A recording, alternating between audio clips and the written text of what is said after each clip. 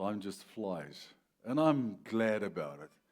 I'm glad that time flies from Sunday to a Sunday because I miss you so much. Truly. But that will also come to an end. Hallelujah. And I'll see you forever, every single day, 24/7. And people, I've been preaching for 30 years now, since 1996. And I don't know how many sermons I've preached and how many times I've shared the Word of God. And I must say to you that the message that the Lord has given us for this morning is in my heart. And if I measure it, I think the most important message which I've ever preached. And I cannot see, I must be honest with you, that there's anything more important than that which I need to share with you this morning. In actual fact, and I want to prepare you for that, while I was sitting here, the Lord actually told me I should not only preach it today, but I will preach it again, to you again. I don't know when, but I'll wait upon the Lord. And that is, I've never ever in my life preached one sermon twice. Okay? And I don't know why, but we'll see. But I think it is of such that it might be necessary to hear it twice. It sounds, cliche, but even myself, I, to a certain extent, battle to comprehend really what the Lord is saying and what He's trying or we're leading us into. And so let's see. I'm going to try my best, and I know that the Holy Spirit helps me as well. And to emphasize, what I think the Lord wants us to really grab a hold of in this morning. But it is truly important for you, very important. The enemy will do anything to steal your thoughts, to divert your attention from this morning. I'm going to try and keep it short because the clever people say that our attention spans is about 30 minutes and then, whatever. But I don't underestimate the Holy Spirit, So the message that I want to share with you this morning, I didn't know, I must be honest with you, for 3 weeks I've been battling to give it a title, okay, because I didn't know what on earth should this title be. And only this week, Tuesday, I felt at peace with the specific title as well. So, and these things, I just want to say to you, don't just come, I don't wake up in the morning and, I feel okay to preach about something. The Lord starts working with me months in ahead with specific messages, with specific things, and I really chew on them. If I say chew on them, I've learned to work on something, and when I feel, just say that I'm giving you a bit of my perspective in life. Whenever I get stuck, if I say stuck, I'm busy and I'm preparing, let's say, a sermon or a message or whatever, because many a times I would take a message, I would start with it, and I would know it's not for Sunday, and I would wait upon the Lord to really know when it should be, preached. And so what I want to say to you is, these things don't just, it's not a slapdash, let's throw a couple of scriptures together and, let's see what's good. I truly wait upon the Lord, and I truly experience either the peace of God when I'm busy with something, or I experience no. I just know in my heart there's no flow. I don't feel in my spirit that there's no but I don't feel revelation. I don't feel at peace. I don't actually feel the joy of God in a thing. And then I would just park it, and I would park that message, and I would stop where I am.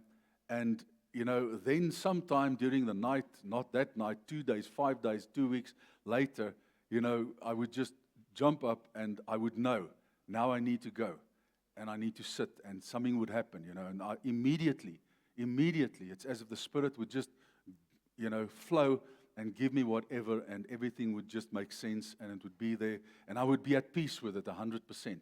And then after that happened, still then, I would go and I would chew on it, and I would wait upon the Lord, and for days, I would add, subtract, whatever, and I would trim and tie, as the Spirit of God leads. So that's why I want to say to you, these messages that is brought is not just a slapdash thing that is, what should we preach this weekend, or where are we currently, or whatever. It is truly, truly, truly something that is so important for me, because, if you go and have a look at what Jesus said to Peter, when he said to him, Peter, do you love me? Do you love me? Do you love me? A couple of times. And then he would say, feed my sheep, tend my sheep, keep my sheep. So for the Lord, it is us. I'm also a sheep, okay? We are all, and you, to me as well, is important. And I take it very, very serious, when I share a message with you. I try my utmost to make sure that it's not from me, that I did not hear it from some other guy, and from tapes, or I don't know, tapes, you see where I come from. Okay? So that's the last time I listened to a message, was on tape. Okay, so that was in the 80s. Okay. So I just wanted to say that to you. So when I come to you and I say to you, this is an important message, it's not to grab your attention. It's not. It is truly from my heart something that is so important, okay, that I do not know how to emphasize the importance of it except by saying, people, please, listen. That's why many a times when we preach, okay, I would say to you, do I have your ears? Are you still here? I would make statements like that because I know we're moving to a spot or a place whereby there is something so important that you need to listen very carefully, because it is something so significant that will change your life, okay? And that you need to receive it. So this morning, I entitled the message, Deep Calls Deep. And I must say to you, that verse, or that psalm specifically, where David is saying that deep is calling unto deep, for years it's been special to me, but never ever have I truly seen it in the light which the Lord has currently revealed. The significance and the power of what it truly means. Because what I'm going to share with you today is a principle that takes our relationship with the Lord to the next level. Okay. It takes your relationship of communicating with God, because that is the main thing which Jesus Christ restored, was communication between man and the Father. He restored it through the cross. So the cross, He is the way, the truth, and the life, so that we connect with God again, because that connection was broken through sin, and so that we connect with God again. But that is only the beginning of any Christian's relationship, is a connection with God. And then what we do is we place a lot of emphasis on prayer, communication with God, because it's like a relationship that you have, or you meet a beautiful girl or a handsome young man or whatever, and the first thing that you do is you see the person, and then you're attracted to that person. And what happens then is you start talking to that person. So you start talking, and through the speech and so on, you get drawn closer and closer to that person. And what happens then is a relationship starts, okay? And then good communication is very important in any relationship. So it is necessary for us to speak, to get to know one another. What is your likes? What is your dislikes? Where do you come from? What's your background? Those things. That is the way that it happens usually, okay? And then, you feel, listen, but we want to spend our lives together. And then you get engaged. And then after a while, okay, you get married. And when you get married, that intimacy factor comes in.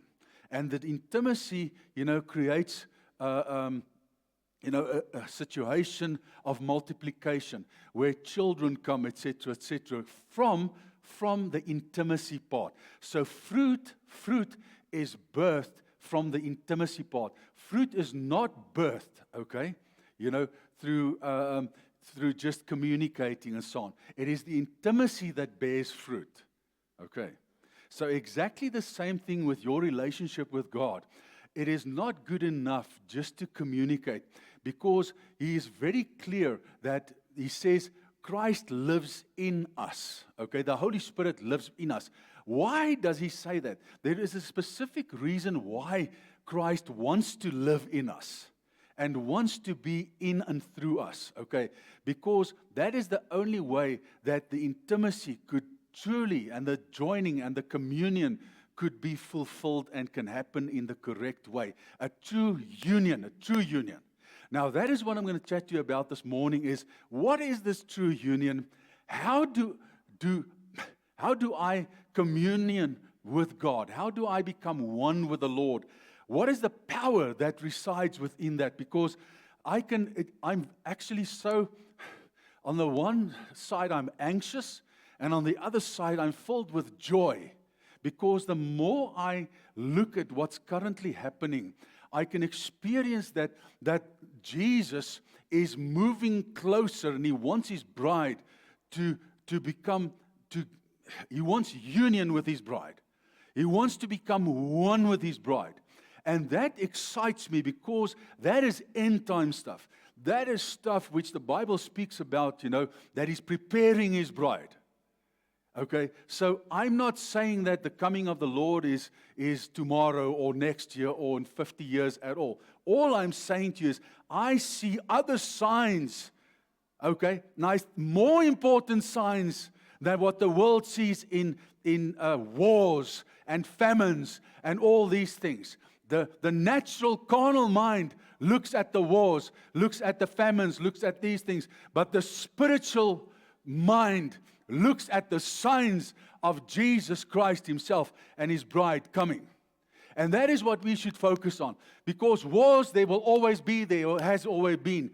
The intensity, yes, okay, is different today than what it might have been in the past, okay, of whatever, wickedness, etc., etc. But your mind should not be on the signs of this world.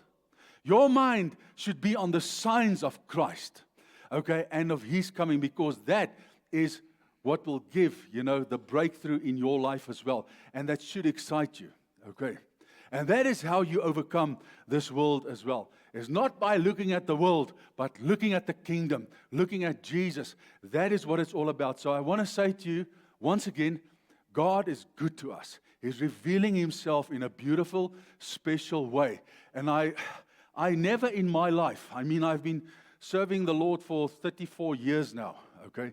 And never, ever have I experienced union and understood a bit more and bit better union with God. Getting past the ritualistic things, getting past the lawish things, what I should do, what I shouldn't do, etc., etc. But having true union and communion with Him and being one with Jesus. So that is what I'm going to try and share with you to a certain extent today. And let's see where we come. So I just want to say this to you, communication, okay, is an act of transferring, okay, information. That is what communication is. And us as children of God, it seems like we stop at that thing. We think to ourselves, when we pray, when we speak, when we read the Word and so forth, we think that is the epitome, okay, of our relationship with God, because we communicate with Him well, and you feel you hear the voice of God and you speak to the Lord, etc., etc. No, it's not. No, it's not. Okay.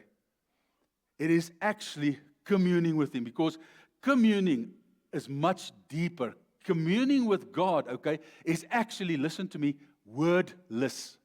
It's without words.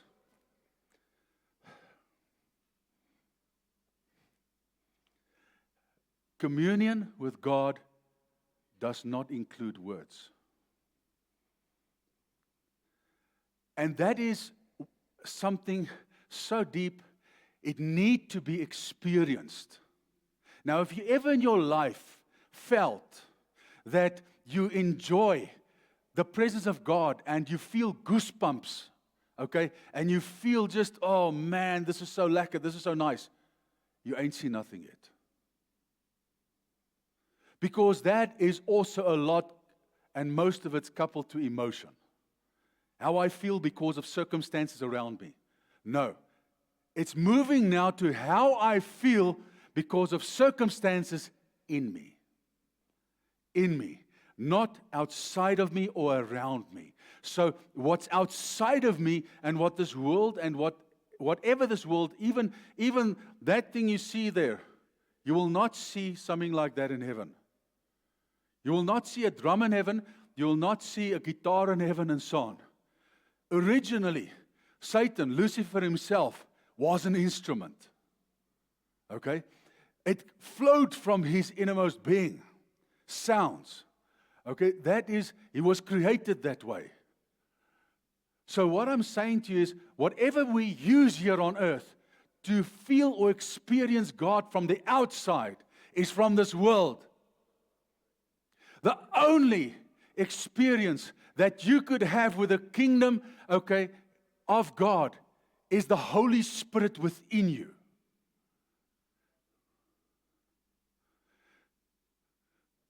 Because you will have Him in heaven as well. But not the rest. Not whatever we try and create, the atmosphere, the lighting, let's say, sound, and everything that we have that touches us. That helps us, let's say, in that sense, that is things that help us to come closer, okay, is actually external. We serve, listen to me, an internal God. Our God cannot be seen. Our God is not an image. Our God is not a statue. He's not a philosophy.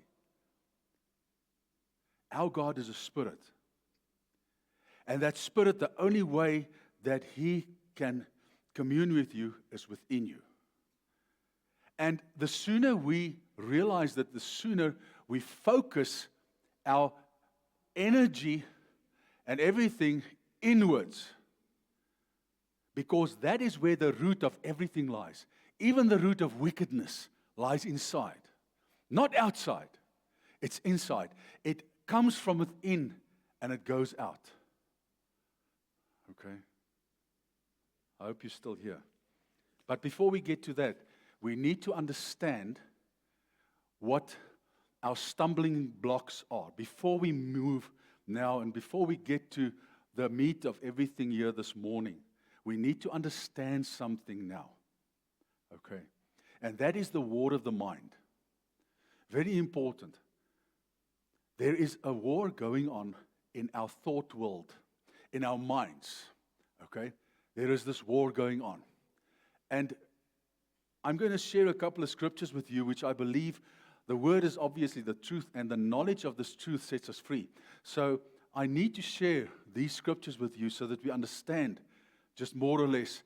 And all of a sudden, I'm saying again to you, the blade of God's word is cutting the other way this morning. I'm not going to share with you 2 Corinthians 10 from a spiritual warfare point of view. I'm going to share with you the other side of the blade, which I believe is far more significant, far more powerful, and far closer. I'm going to make a radical statement now, to the truth than spiritual warfare.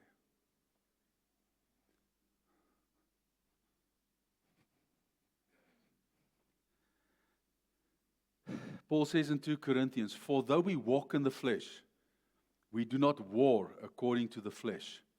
Okay? For the weapons of our warfare are not carnal. They are not natural. Okay? They're not from the natural realm. They're not from earth. But mighty in God. In God. Whenever you from today read that word in God or in Christ, you're not going to look with the same eyes at the in. It is mighty in God for the pulling down of strongholds, comma, the word says, casting down arguments. So arguments, listen to me, are also strongholds. Okay? And every high thing that exalts itself against what? The knowledge which actually, okay, is knowing God. So, the word, we do not wrestle against flesh and blood, but principalities, which is not from this earth. We wrestle against things, and the greatest enemy you're wrestling against, okay, is in your mind. Because the way that a man thinks he shall be, that is in Proverbs. The way that a man thinks he shall be. So the word says here, every high thing that exalts itself against the knowledge of God, so knowing God. So there's strongholds in our mind that fight against and stand against, okay, knowing God, getting to know God better, okay? He says, bringing every thought into captivity. So this fight here in our minds is not carnal, and the weapons that we fight it with is not carnal, but they're mighty in God. Now, I'm going to take you to a scripture just now that states where Jesus says, He is in the Father and the Father is in Him, and we are in Him and He is in us. Okay? So, the in God here is so important concerning casting down arguments and also taking every thought into captivity to the obedience of Christ and being ready to punish all disobedience when obedience is fulfilled.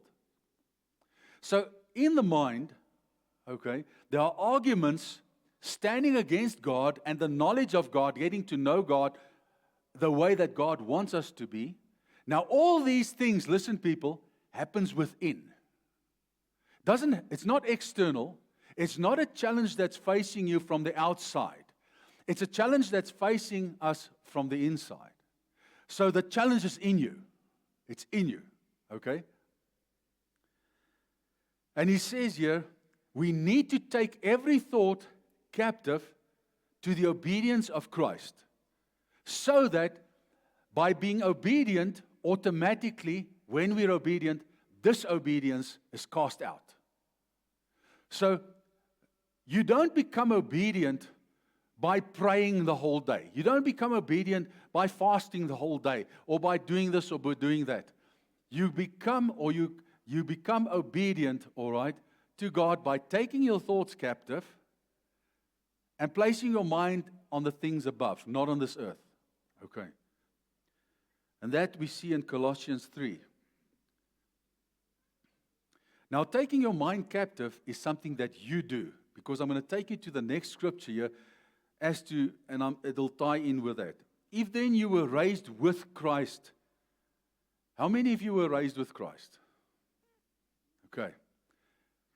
He says, to you just raised your hands, seek the things which are above, where Christ is sitting at the right hand of God. And he says, set your mind on those things above, not on the things on the earth. For you died and your life is hidden with Christ in God. He does not say for team spirit, to be a good Christian, you need to set your mind on the things above and don't think on the things on the earth. No. That wasn't his purpose. That is not God's purpose for sharing this scripture with us today through Paul. No. His main reason for sharing this was to have communion with you. That is why he says, set your mind on the things above, is to have communion with you. Because that is God's greatest desire, is to be one with us and us one with Him, to have communion with Him. But for us to grab a hold of that principle here on earth, living in this world where we see things, where we experience things in a specific way, and so on, not thinking a lot about what's inside, but always thinking about what's outside. We look outwards. Even when we do wrong things, we tend to say, yeah, but this, yeah, but that, but you and you. We never tend to go first inwards and say, but what about me? What did I do? I should change. So you can see that it's a natural carnal thing to look outwards.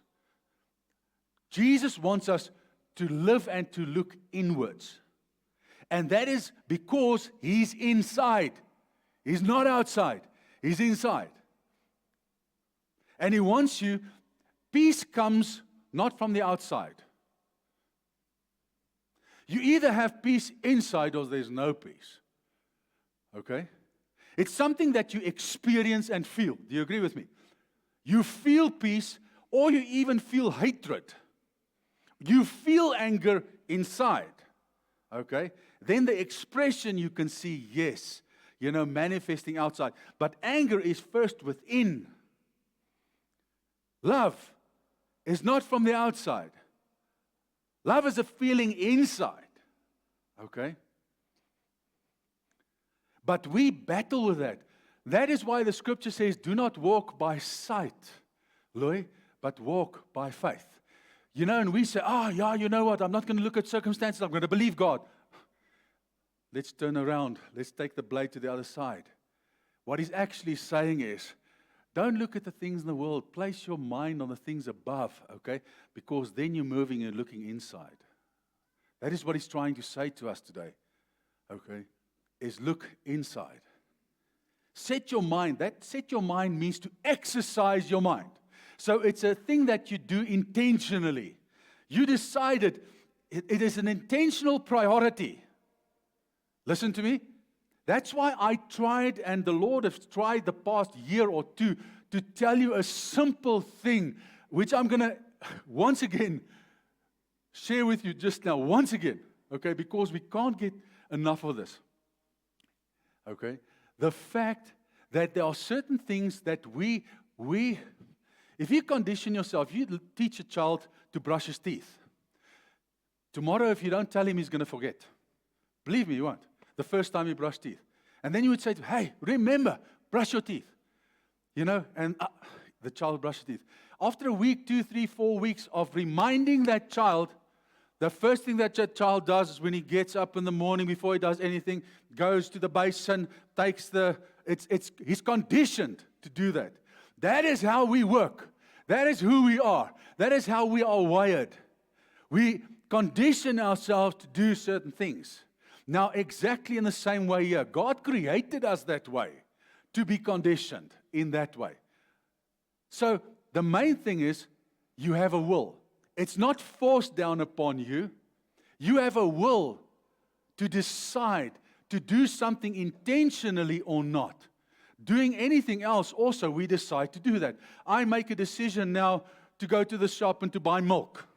It's with intent that I do. I make that decision. I could leave it, okay, and then we don't have milk for coffee or for porridge or whatever, for cereal, okay?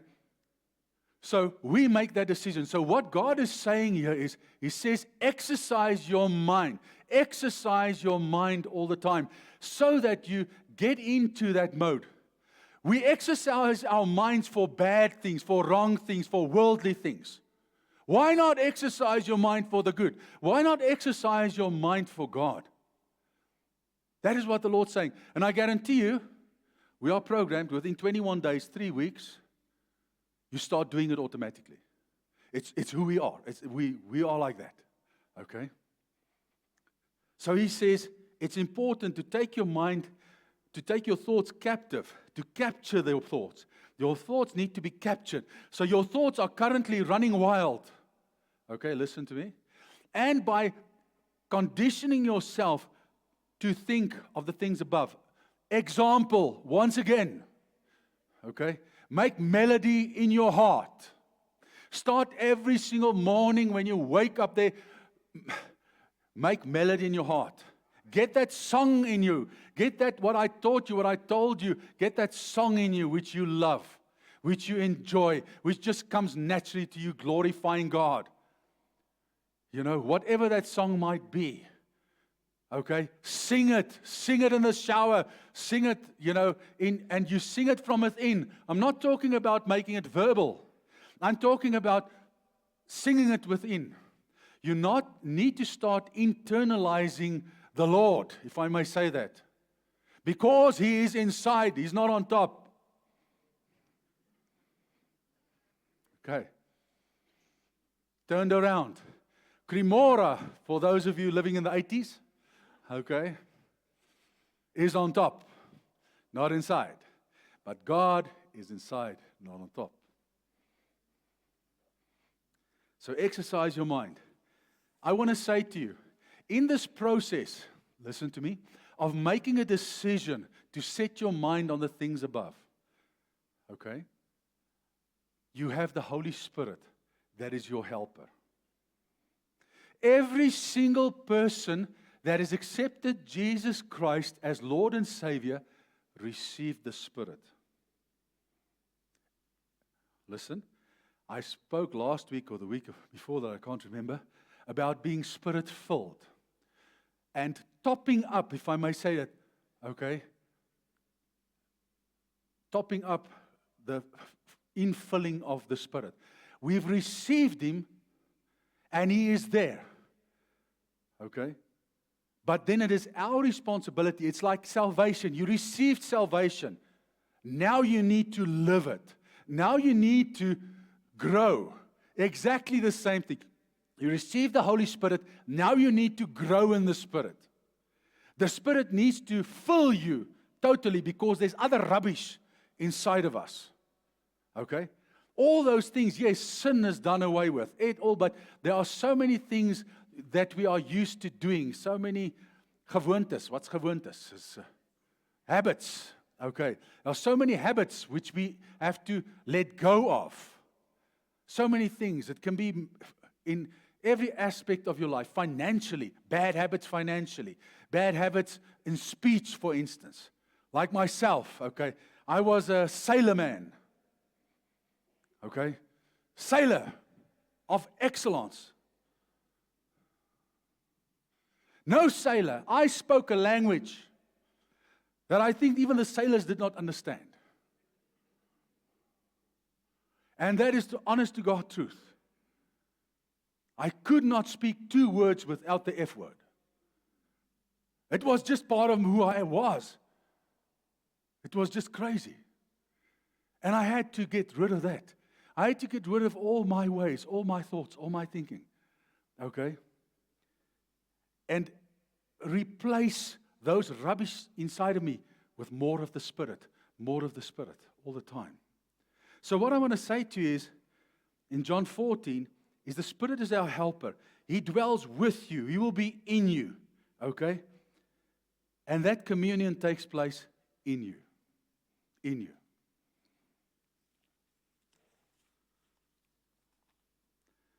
A lot of these, you will receive this obviously, on the WhatsApp this week, and it'll be on Facebook, all these things. We always, YouTube, whatever.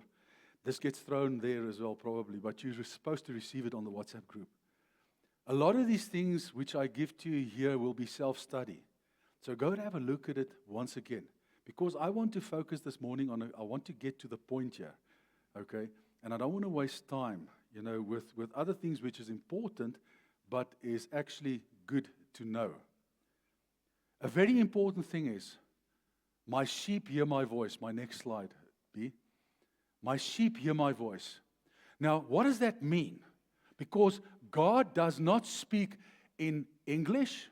He does not speak in Afrikaans. He does not speak in Zulu, Chinese, Xhosa, in whatever language, Russian. God does not speak earthly languages. He understands earthly languages, yes. He understands anything and everything. But God does not speak that. God speaks in the Spirit. And that is something we need to grab a hold of and understand. Because the Word of God says, God is Spirit. And those who worship, who serve, who submit to Him, must worship, serve in spirit and in truth. Now, the Pentecostals, which I'm one of, okay, only teaches, okay, now I must be careful, but that's the only teaching I know, that worshiping God in spirit is praying and singing and speaking in tongues. Now, yes, I believe still it's a great part of it. But I must say to you that I think the greater part is communing with God from the inside, worshiping Him in spirit and in truth. And that is something, it is actually, with all due respect, easy, if you're a child of God, much easier to receive, as we call it, the baptism of the Holy Spirit, speaking in other tongues, than, listen, because that is something that you just need to do and stand in faith of and start speaking like a little baby would do. And you know, not worrying about anything else, but just speaking. And there also the Holy Spirit helps you. But it's a lot more difficult to look inwards, because there's certain things that is opposite to this world and its system, and opposite to the life that we are used to living, that I need to bring and get into place. Okay, my responsibility, David, to get that into place. It's my responsibility, so that I align myself to be able to commune with God in me. I need to align myself, and it's all in the Word. It is not your pastor this morning giving you a couple of good ideas. It is the living God that is revealing the other side of the sword, cutting, through His grace and His mercy now, because He wants to commune with you. He wants that closeness with you. Not you speaking to Him the whole day anymore. That is not good enough when you're a child of God, you know, as just to speak to God. You must unite with God. That is because at the end of the day, when we move to heaven from this place, we're going to be united with Him. And He's already busy with that process here with us as His children, to show us what it means. And He wants to give us some beautiful and awesome and powerful nuggets from heaven to say, man, let me give you a taste. Let me give you a taste, Gerard, of what it is in heaven. Let me give you a taste. Many of us ask the questions, and sometimes we read books and so on. What is heaven like, you know? And we read the Bible, and the Bible is, there's a couple of things in the Word, yes, of course. But, you know, we want more. We want to know where we're heading, you know. We want to know what it looks like, what it is like, etc., etc. Now, I'm not a guy who reads close to death experiences, this, that, the other, and so forth. But I've overheard a couple of things in my life. One thing I have heard, which stood out, and don't go and read all these books now. I don't want you to do that, because a lot of this books is rubbish as well. Okay? But most definitely, I believe there are cases, okay, which the Lord, through His grace, allowed for us, and we need to discern which of those are true according to the Word or not. But you know what is very, very, something that stood out for me concerning, let's say, the so-called legit cases of people, you know, having experienced, you know, death and coming back in some way, is the fact that when they communicated with Jesus, so-called, when they saw Him, or when they saw the light, there was absolutely no word spoken. It was, I don't know, I don't have a better word, telepathy. If that is a good word, Eddie, I don't know. Whereby they would have stood in front or before this light, or Jesus in that sense, when He revealed Himself, and they would just understand each other. There wasn't lips doing this, and speech and, you know, English was spoken and whatever, okay? So just based upon that as well, you can see that the communication with the Lord is a totally different communication than what we think. Because we are on earth and we are human. We communicate through a spoken language. But it seems to me like in heaven, okay? And in the kingdom of God, there is no spoken language. It is a union. It's far greater. Now, if you say to me, yes, I love this person, I just speak to them. I speak to all of you. I love you, yes. But do I become one with you in the sense like, let's say, with my wife? No. No. Now, that is what the Lord wants. Okay? That is what the Lord wants. So that is why I'm saying, and that is very powerful, people. That communion is something that strengthens you, that empowers you as a child of God like you cannot believe. It gives you the ability, okay, to overcome anything. It gives you true faith, Andrew, true faith. True faith. You know that you know. A conviction is something that is from within. How do you see a conviction? Conviction comes from within. Okay? And you will die for your conviction. That is what I'm trying to say to you. It's much deeper than words spoken. It's much deeper. Your prayer crying out from your innermost being is far more powerful than any word that you could pray.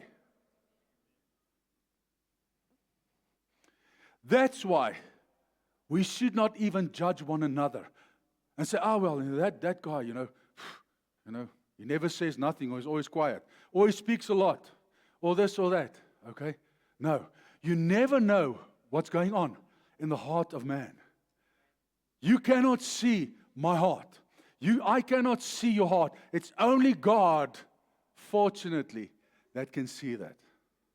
And that is what He wants. He wants to connect with your heart, Gareth. Just with your heart. He does not want to connect with your lips. Listen, can I be a bit naughty? May I? Where's the children? Now you tell me, okay, if a kiss is nicer than the deed. Have you ever done it? Do you understand what I'm saying, or should I say it? The sexual deed is far nicer, far more enjoyable, Louis, than the kiss. You move from a kiss to that, not from that to a kiss. Then something's wrong. No, okay. I can actually go home now. All right. My sheep hear my voice. What does that mean? Let's look at this. And we should and hear His voice, okay? But we, in our natural, and I'm just trying to throw the apple cart a bit concerning speech, concerning words spoken. So we are not talking about words today, okay?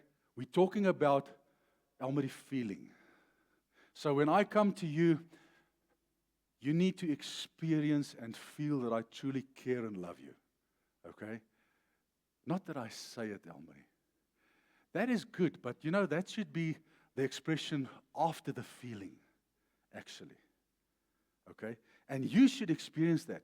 When we hug one another, we don't hug one another out of lust. We hug one another out of true compassion and love for one another because we care. We care. My sheep understand, the word says. That word here means to understand His voice. Now, children of God, we need to understand His voice in us. Not hear the words. We need to understand His voice in us.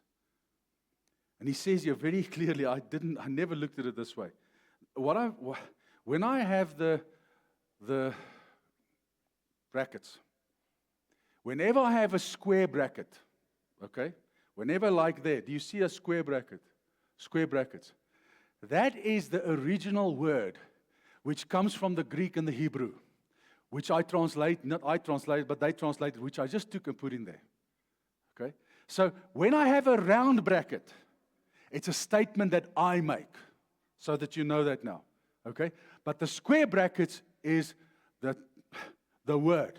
100% from the, there's many meanings, but, one of them are to understand my voice. And you know what's so beautiful? And to know them. They follow me. That word know means to feel me. To feel me. Okay? So we need to understand His voice, and we need to feel Him. Billy, you need to feel Him. And I'm not talking about the goosebumps now when we worship or when we sort of, I'm talking about, Billy, you're sitting there alone, okay? And you're placing your mind, Billy, on the things above, okay? And I'm taking you to a couple of things which is important here, and I don't want to let the cat out of the bag too soon, but just you becoming quiet, okay? Taking your time, not being rushed, and placing your mind there, you start feeling Him inside, Billy. He did not come, listen to me, God did not come from some place to you. It's actually you going to God in you. Okay? So, you are never alone. Wherever you are, there He is, because He lives in you. So never feel alone again.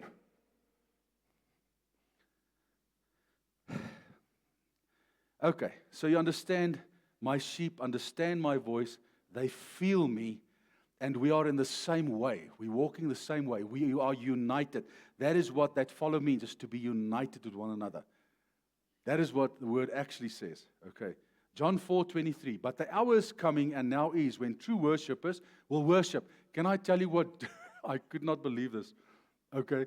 When I looked at that word worship, what do you understand when you think worship? We worship the Lord, isn't it? Or you serve Him, or you whatever. Do you know one of the most expressive meanings of this word worship here means to kiss and to adore.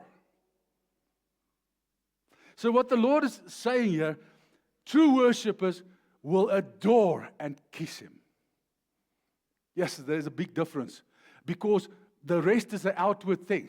But the intimacy of adoring Him, when you think of Him, when you feel Him, Andrew, okay, you adore Him. You get that feeling when you met your wife. Can you remember that? I hope you still have that feeling, okay? Where you just think and you just, oh man, it's like, and look, it feels like a pain here, actually. Isn't it true? Yeah. If it's not, then you've never loved her. But it feels like you don't want to be without her. These are thoughts. You don't say these things, but this is the way you feel. You just want to get to her. You want to visit her. You want to phone her. You want to speak to her. Exactly the same thing here. But it starts with the mind. It starts with the thoughts and with the feeling. Okay, that's where it starts. And that is where wicked thoughts and sin also happens. It starts inside. Inside. And then the Lord Jesus tells us, He says, listen, if you've sinned inside, you've sinned. Don't even say it. You don't say sin. Sin is already here. Okay? Because God sees it. Man doesn't see it. Man doesn't see it, but God sees it. So when you communicate, you're not communicating with man here. You're communicating with God.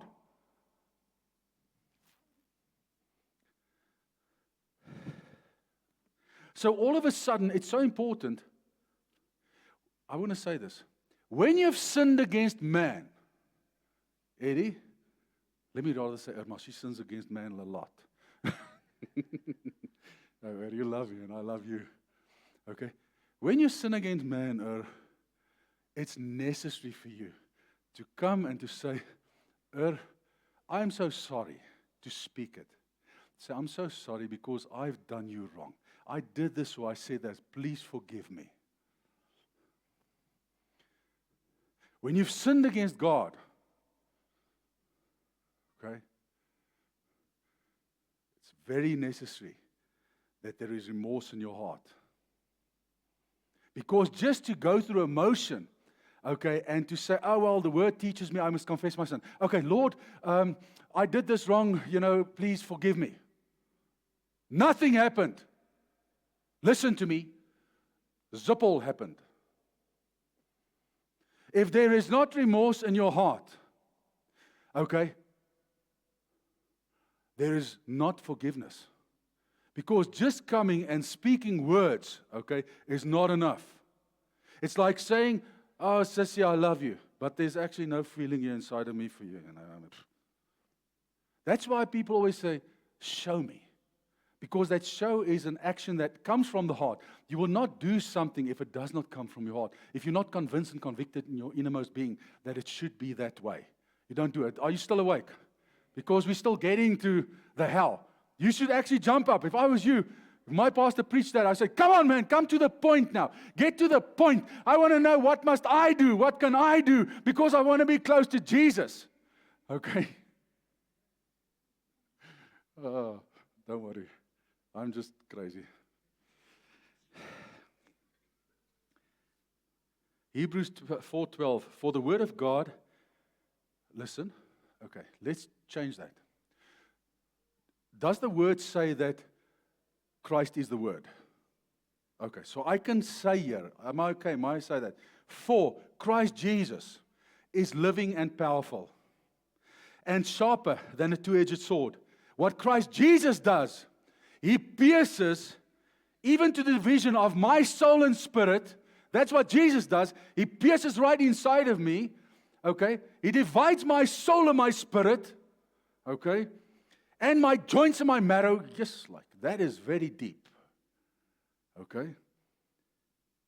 And is a discerner. He judges immediately my thoughts, my passions, my intents, my feelings, my will, my understanding of my innermost being, because your heart is your innermost being.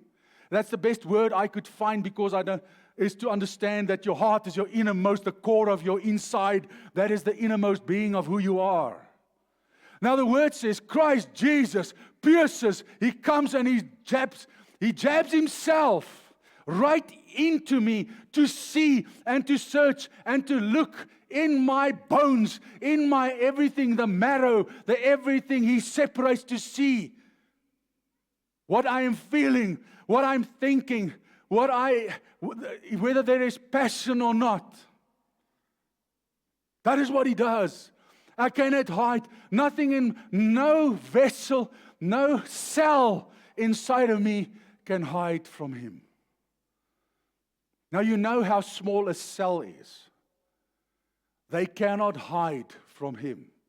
And He comes and He searches my heart, and He searches my soul, and He searches my blood and my bones and my marrow and everything. He just pierces and penetrates right in to see what there is, because He is looking. He's looking, okay, for His kiss. He's looking for the adornment of Him inside of me, not on my lips. He had a problem with Israel. He says, you worship me with your lips, but your hearts are far from me.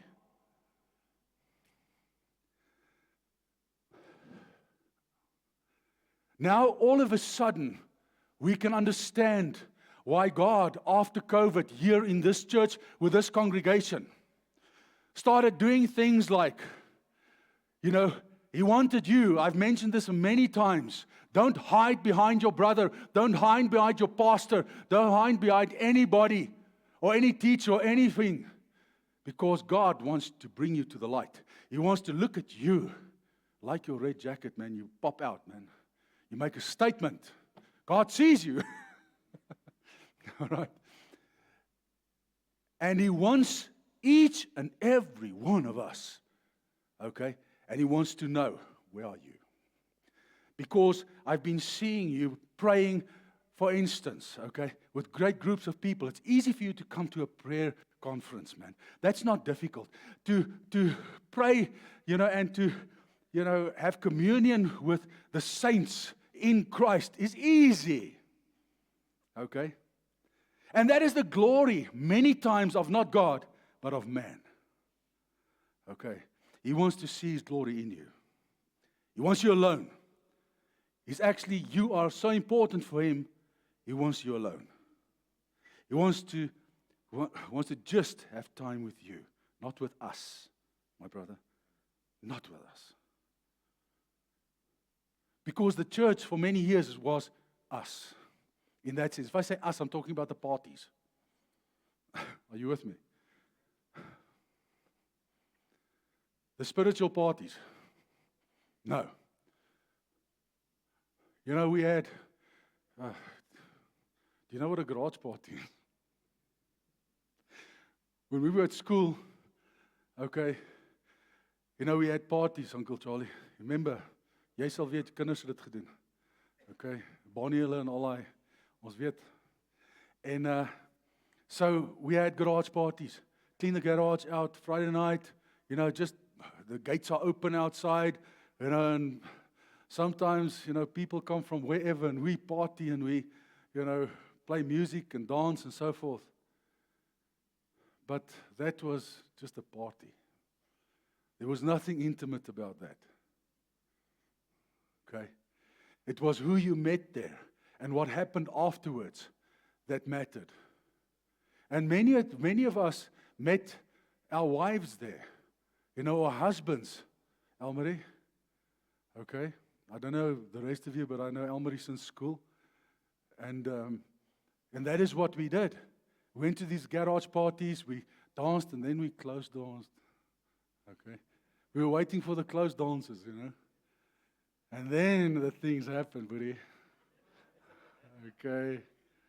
Dan gebeur die goeie. Jy weet, I'm serious. That is how it was. Okay? But the party was just the place of meeting. It was not the intimacy, it was not the passion, it was not the true relationship. There we were friends, 20, 30, 40 of us dancing, partying, and everybody fraying. What's fraying, you know? I mean, but smooching or whatever, I don't want to, what do you call it? But then after that, couples left and they went to Cash Bar. They started chatting. Lundy, do you remember Cash Bar? Okay. That's even further back. Okay. And started chatting, you know, starting getting to know, where do you stay, this, that, the other, and so forth. And can I see you next week again? I will then take you out. Then the intimacy part started. Now, exactly the same thing. Here at church, and when we're together and so on, and we gather and we rejoice, wonderful, wonderful. But it's when we leave here, what happens then? Okay? And that is what I'm saying to you. That is the important part here, is what happens then. When I go home, do I with intent, not sometime, sometime I must think about the Lord. Sometime I must maybe read a bit of Bible and so forth. No. When you met that girl, you're like, I don't know, maybe I'm just a passionate oak, okay? Yes. But listen to me. I zoomed in. Herbie, you know what I'm talking about. You know what? If you want something, you take it. Is it nie, Herbie? Come on, man. Be a man. Okay, gryp het, man. Wie vra kry niks, wie gryp kry alles. Okay? And I remember, man, I didn't worry about school, didn't worry about anything else. I just zoomed in. Boom. Okay, I said, this is what I want. Okay? And this is what I will get. Now, exactly the same thing with the Lord. We should zoom in. We should, with everything that you have, chase after Him. Chase after Him. To grab a hold of Him, in that sense. And you can do it anytime, any place, anywhere. Okay. God seeks intimate communion, thirsting for God. My next slide. We're almost there. Are you still awake? I need to know. Otherwise, we pray for you. Now we're actually getting to the theme. Okay? It was so beautiful. You know, David understood something, although he did not have the Holy Spirit inside of him, but on top. Okay.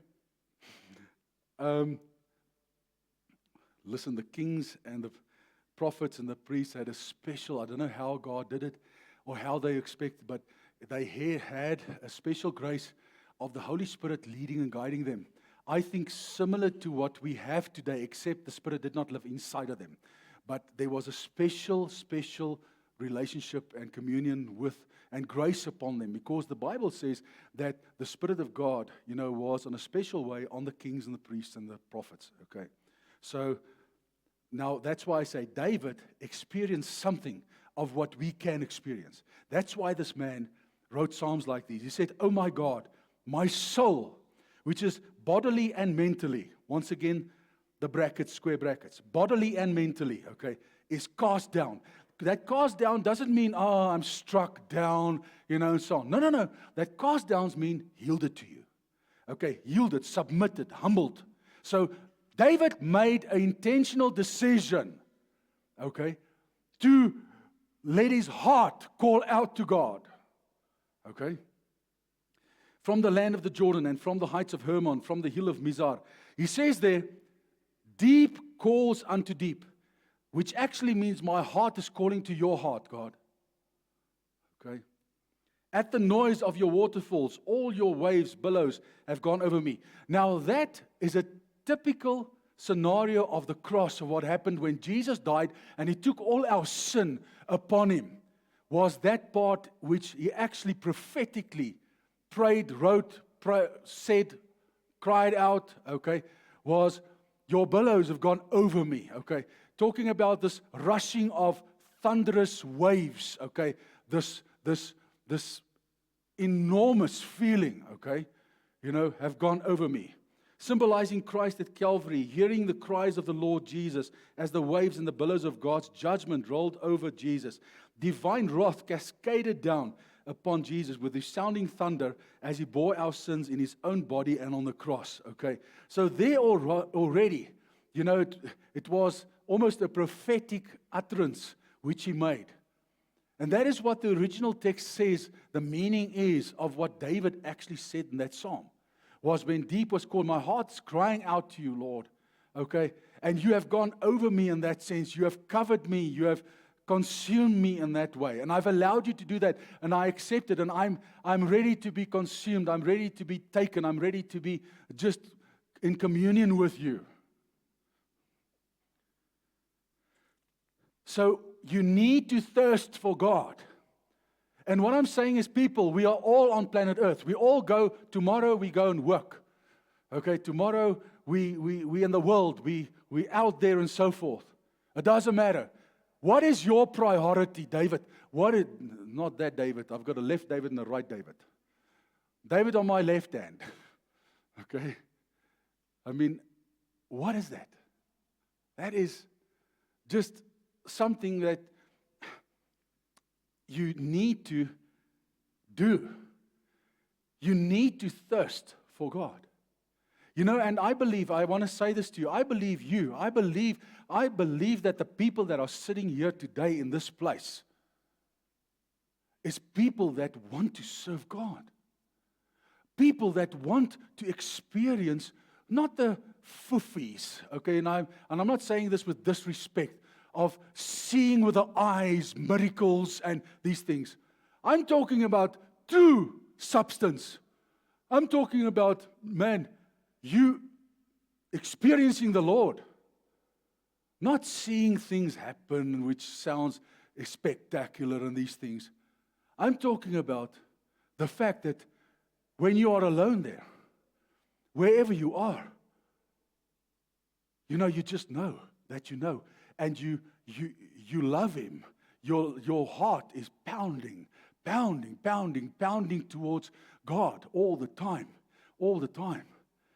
And He sees it.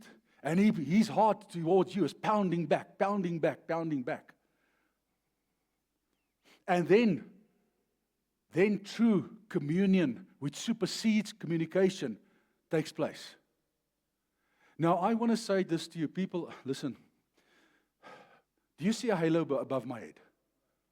Oh, praise God. I'm so glad you don't see it. Because it's not there.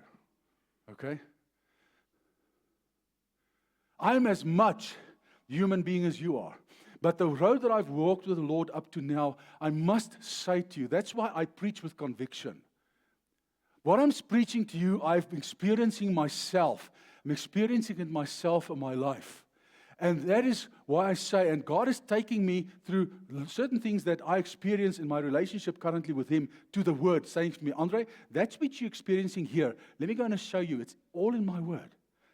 It's there. Let me show you where it is. And then He takes me to those words. And then I run and quickly, many times I stop on the side of the highway and I type it quickly onto my phone because it happens. Okay? It happens at night. It happens any place. Okay? You can ask Celeste. I mean, many a times I just run away and I say, what's going on? I say, no, just leave him quickly. Then I come back and say, I don't want to forget this. Sorry, this is what happened. Okay? And I'm not an angel. I'm not sinless. I'm not so wonderful. All I'm saying is this is what I experienced. The Holy Spirit is taking us to, showing us, and He's being gracious to us. Okay. Now, okay, He says here, let's go on with the word. Therefore, I will remember. That word remember means to come to you. I will come to you, Lord. Okay. From the land of the Jordan. Okay. And then He says here in verse 7, deep calls unto deep. My heart calls your heart at the noise of your waterfalls. Okay, I'm finished with that. You see, now I'm repeating myself, but praise God for that. Okay, the next slide, B. Just take me past the slide. Nothing wrong with the word. All I just want to say that this slide which you see here, okay, is good. Good scripture, because I just wanted to say here as well, but I don't want to spend time on that now, is the Spirit bears witness with my spirit, okay? So it's there for self-study. You can take it, you can use it, but I want to move on to the next slide. This is where the meat comes in, okay? All right. Now, you must know, once again, you are not alone. If and when you make the decision to place your mind on the things above, and if you walk out of this place today and you say, listen, what this guy has said here, sounds quite acceptable, and I want to try and maybe, move in this direction, okay? I want to give you the following. These are, forgive me, Lord, I don't know, tips or whatever. How to set your mind on the things above, how to exercise your mind, how to start experiencing God in you, how to start communing with God in you through the following. This page here is of utmost importance. Okay? If the Lord did not allow my kidneys to fail, it would have been a different pastor preaching to you today.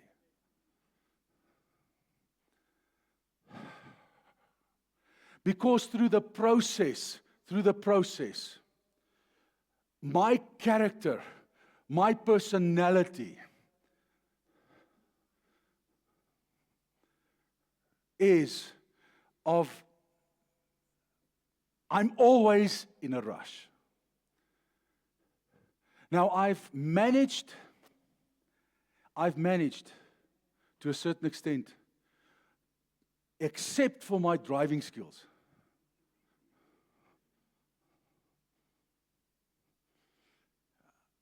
I don't know why. But I need to get as quickly as possible from A to B. I don't know why. I should have been a racing driver. But that is my father's fault. Not becoming a racing driver, because when I was 4 years old, I could drive. And I could change gears. I was 4 years old. What? 4 years old? Little Elijah started speaking at 3 the other day. And I got a go-kart, okay, with an engine, a motorcycle engine, and with gears and the whole lot, at 5, 6 years old. And I played with those things, and if I say played, I'm talking about I rolled them. I've got holes in my leg, okay? So what I'm just saying to you, it was so from a young age to race was just in me. And in any case, and I still think that has got an influence on me today, most definitely. And so what I actually want to say to you is, I learned the past 2 years patience. I learned not to rush things. I learned not to make things work. What I said to Herbie just now, if I have a bee in my bonnet for something, and that is just my personality, to build it or to get a hold of it, I will get it. And I will build it. And I will get a hold of it no matter what. Okay? And God helped me the past 2.5 years to overcome that thing. Because He could not work with me. He could not show me what it means to go into His rest. He could not take me as His child as well to this place which I'm sharing with you today, with the way that I was functioning. I had meetings during the week. Ask Eddie and them, all our leaders. They had to schedule a meeting with me as well a couple of years ago because I just didn't have time, because everybody I was just out and about. And you can ask Lo, he was in most of these meetings with me. Lo, our whole life was just meetings, if you think about it. From Monday to Friday, with people and doing this and doing that and being so busy. And God wanted communion with me. So what I'm saying to you today is not a good, this word, okay, is experienced. It is walked. It is something which I, serving God 34 years, I've never experienced before in my life, and I loved always the Lord. I've served the Lord with everything that I have. I've tried my utmost to stay, obedient to Him. Everything that you can think of, I tried, okay, in my abilities. And I've not experienced union with Him like now. And I'm doing not a tenth of what I did, okay, a couple of years ago. Because you know why? God wants a Mary church, not a Martha church. God wants a Mary child, not a Martha child. Because Martha was busy with all the things and serving the Lord with things and this and this and this and this. And He said to her, why are you running around like this? Relax now. Do what Mary does. She's just sitting at my feet, sucking up everything that I give her. Do you know how Martha missed out? By washing the dishes, by preparing food. Jesus does not need food. He is the bread of life. He is the living water. He does not need water. Okay? That's what He wants from you and from me. Be still and know that I'm God. That word there, be still, means quiet your mind and be aware. Quiet your mind and be aware. Now, in our rush, that is there's a satanic plan, it's a demonic plan.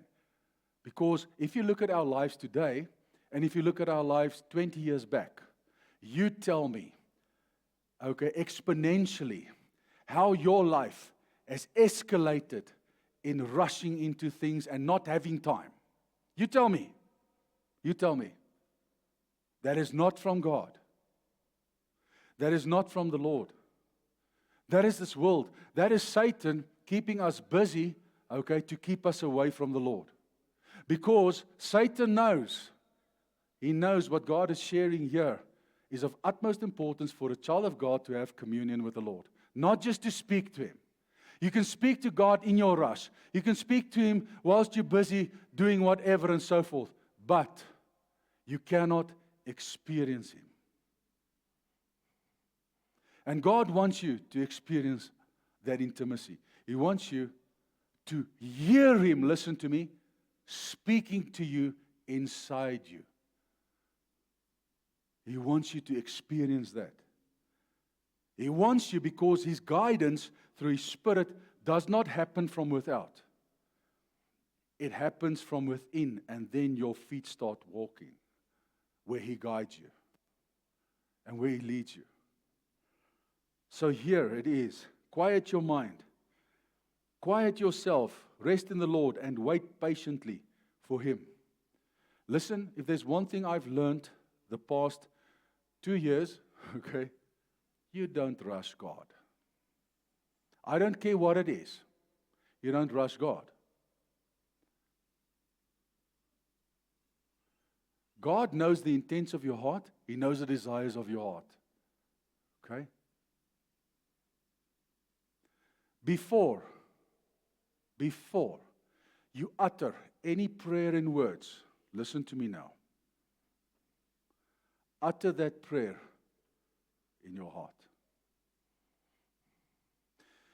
When you feel you cannot contain that prayer in your heart anymore, only then you verbalize it.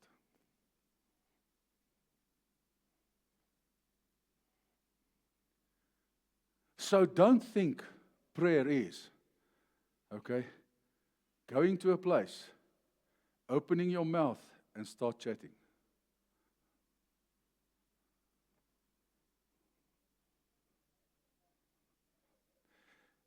Because we pray for one another, it is important that we verbalize. Because I can't just look into your eyes, Elmarie, and okay? Although, when I pray for you, it needs to be deep. It needs to come from my heart, and I need to have that affection and care for you, truly, and that love that which it comes from. That is power. But we need to verbalize because we are human beings.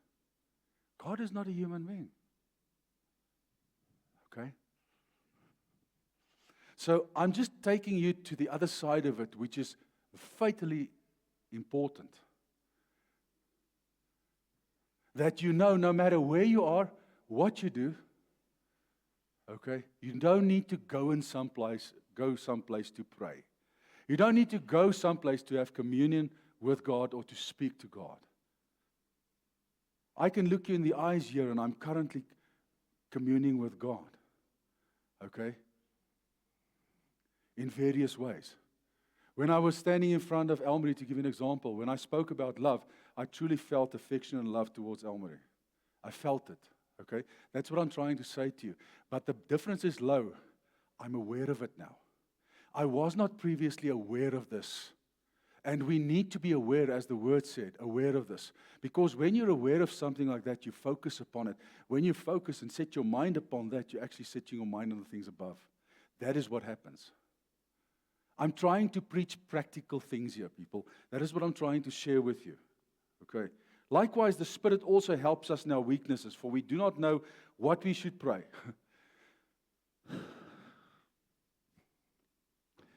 We do not know what we should pray. You know, can I be honest with you? I don't know what to do. When I see somebody writing a prayer and reading it, I ask myself, where on earth is the Holy Spirit? Where on earth is the Holy Spirit? As I'm standing here now, I've got no idea if I have to close my eyes what I'm going to pray. I've not recited, not thought about it. I close my eyes and I start praying.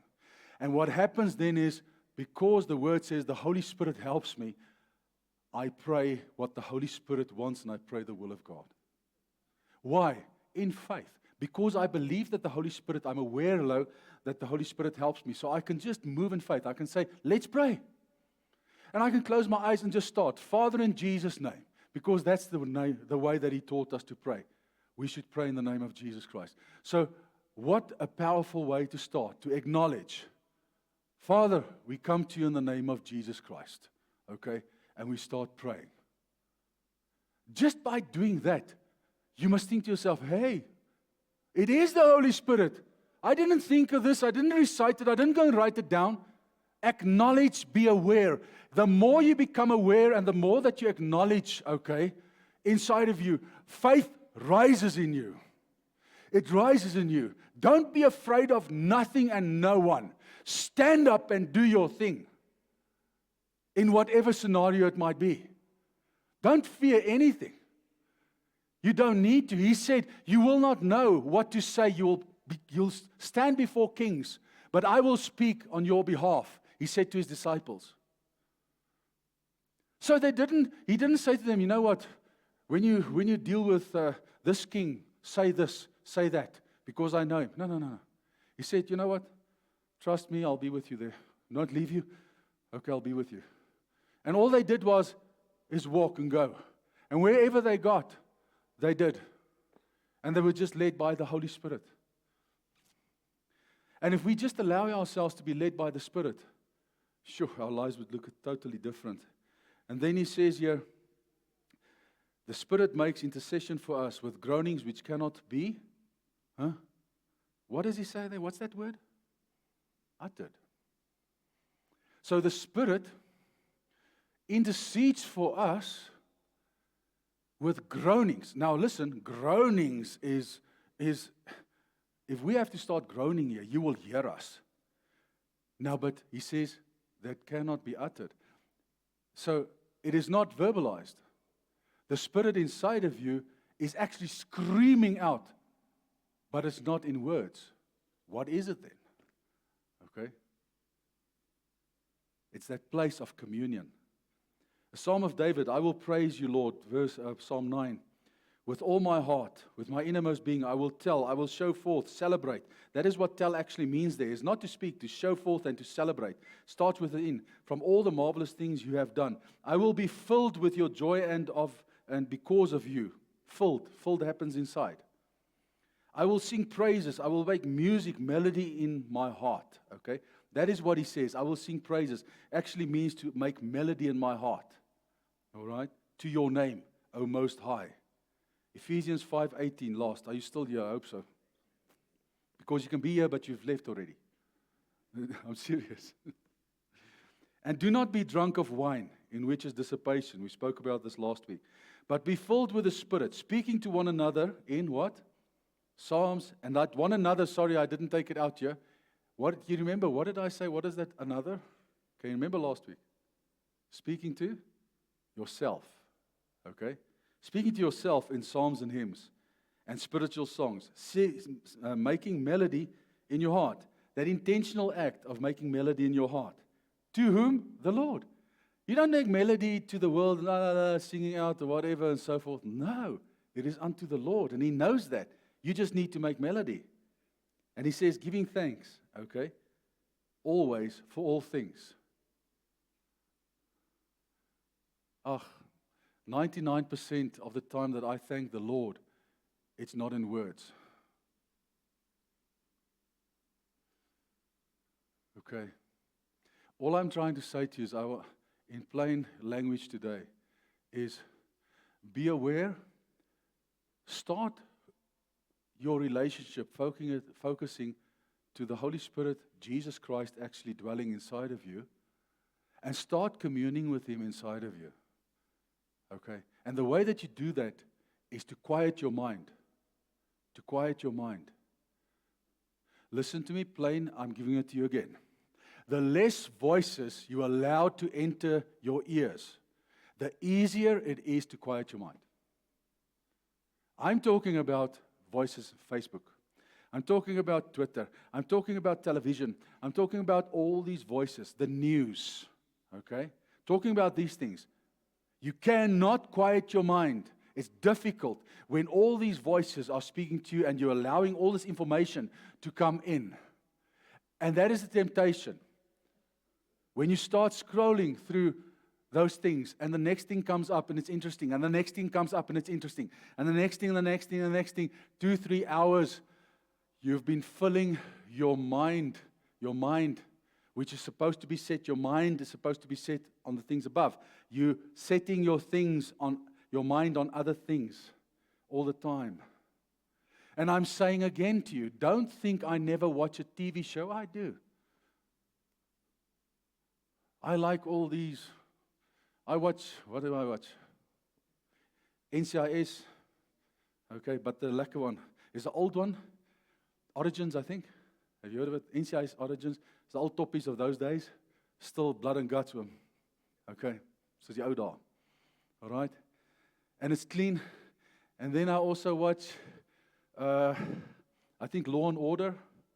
Okay? And another one. Celeste always calls me, say, this has been, what do you call it, downloaded, or it's downloaded, or on catch-up. Catch-up, okay. So, of these things, maybe 3 times a week, I would enjoy it. And I would get my mind off Andrew, and I would go and sit and watch this, because it's nice and clean. I like the story, and, and the heroes always win. Okay? And it's good stuff, and it's substance, man. It's not crap, you weet. So yes, I do. I can't remember when I was last in a movie, because I don't know if there's any good movies anymore, okay?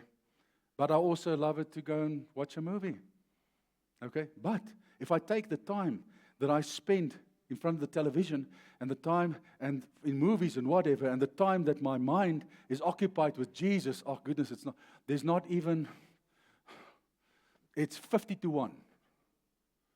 50-1.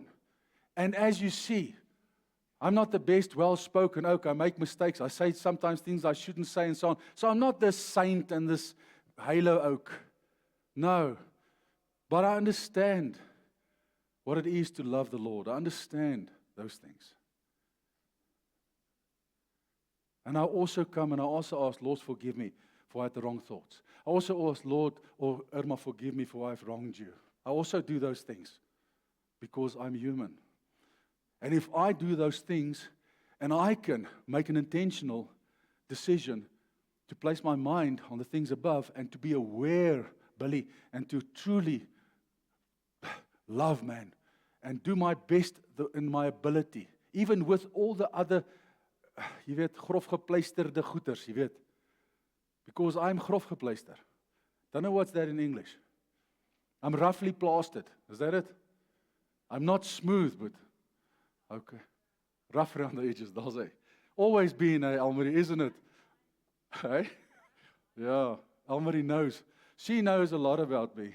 Not everything, okay, but enough to know. And, yeah, but in any case, I truly hope that you have received something concerning this today. It is not complicated, no, but it is definitely something, it's something that you need to pursue yourself. It is not something that happens. It is not something that you pray down from heaven. It is something that you decide because God said, I want to move closer to you. I want to have communion with you, and therefore, come to me. Come to me, all right? And I want to show you more of me. Okay. Would you stand with me? Let's pray.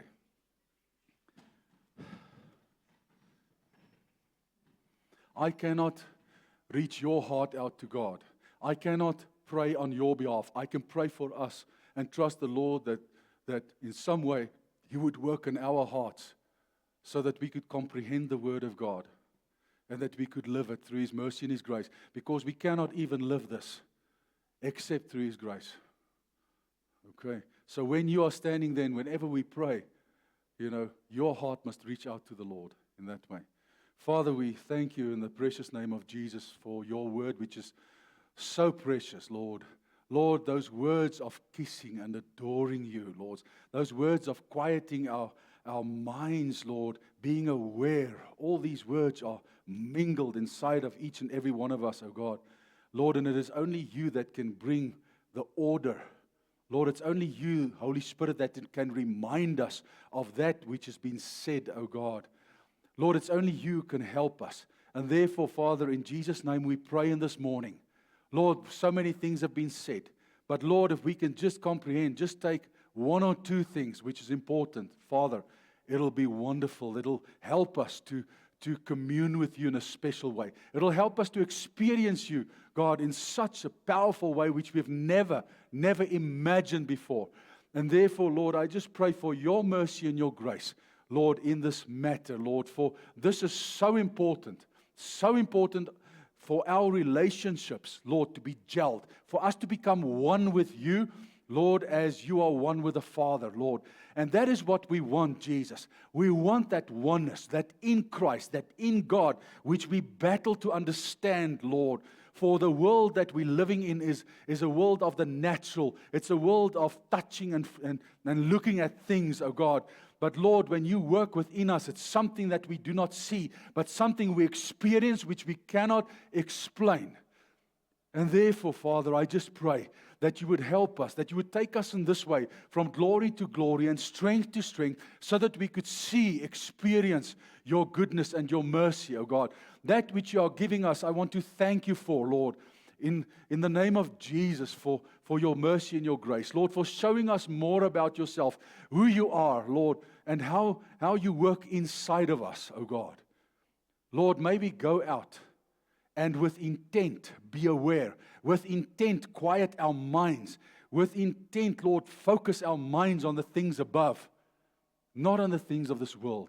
Although we still live here, Lord, you've placed us back into it. But Lord, you have taken us out. We are not of this world anymore, my God. But we are of the kingdom of the living God. And therefore, Lord, we need to understand that, have a better understanding of what it means, oh God, just to be here for this time, but also to still live here and have our feet on the ground, oh God. Lord, for we know you love us so much, Lord, and we want to, in this way, through the passion within us and the communion that you teach us, want to live in you and through you and to love you more and better. Lord, we pray this in Jesus' name, and I want to pray for each and every one of us. Lord, that you enlighten our minds, that you open our understanding, that you give us that revelation, spirit of revelation and understanding of the knowledge of who you are, more and more each day. Therefore, Lord, we are grateful for what you are doing, and we thank you, Lord, that you are taking us to a wonderful place, that you are leading us in such a beautiful, loving way. And therefore, we honor you and we thank you. In the precious name of Jesus Christ, we pray. Amen. Let's take our seats for a while. And